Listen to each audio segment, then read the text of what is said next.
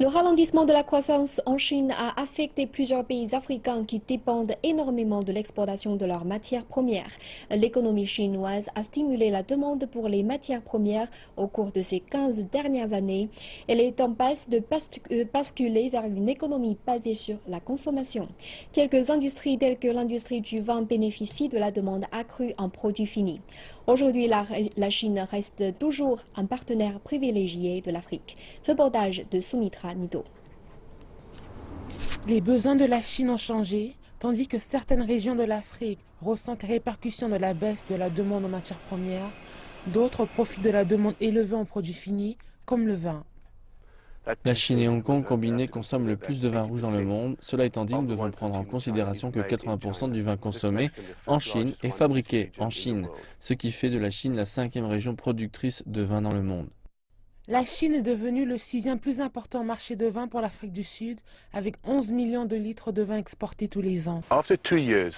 Après 2 ans de diminution des ventes en Chine, les données des douanes montrent une augmentation de près de 33% de vins importés.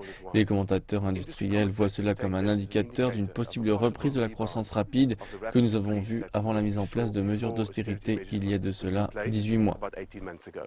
Avec le ralentissement de la demande de vin de qualité de l'Europe et des États-Unis, les vignerons sud-africains ont réalisé qu'il y avait une opportunité pour des vins à prix modéré en Chine. Les producteurs ont ainsi modifié leur méthode de vinification, c'est-à-dire le processus de transformation du raisin en vin afin de répondre à la demande.